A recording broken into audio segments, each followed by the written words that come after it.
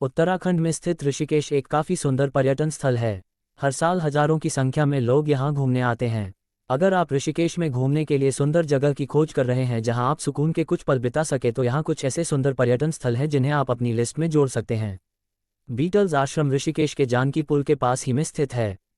इसे बीटल्स आश्रम के साथ ही 84 कुटिया के नाम से भी जाना जाता है। इस कुटिया का निर्माण सन 1961 में महर्षि महेश योगी द्वारा योग और ध्यान की शिक्षा देने के लिए किया गया था। इन्होंने भवतीक ध्यान को विश्व प्रसिद्ध बनाया और वैज्ञानिक रूप से योग और ध्यान का महत्व समझाया, जिसके बाद 60 के दशक का प्रसिद्ध बीटल्स बैंड यहाँ ध्यान की खोज में पहुंचा। इसी बीटल्स बैंड के John Lennon, Paul McCartney, George Harris, Ringo star 1968 में ऋषिकेश आकर महर्षि महेश योगी के इस आश्रम में रुके थे, जहां उन्होंने ध्यान की शिक्षा ली।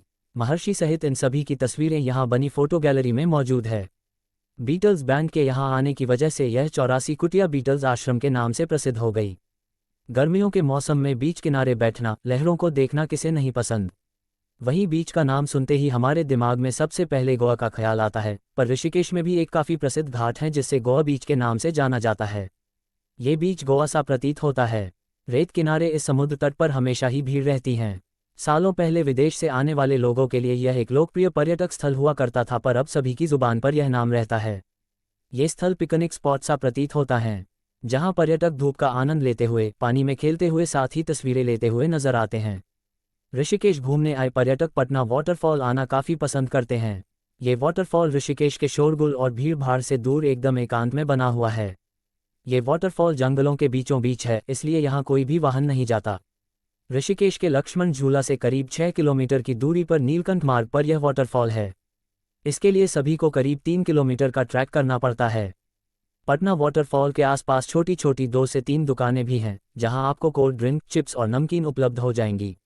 ऋषिकेश के शिवपुरी में स्थित बीच व्हाइट सैंड बीच के नाम से मशहूर है। दूर से कोई इस बीच को देख ले तो ऐसा एहसास होता है जैसे ये पूरा बीच बर्फ से ढका हो। वो इसलिए क्योंकि यहाँ पानी के किनारे पाई जाने वाली रेत का रंग सफ़ेद है।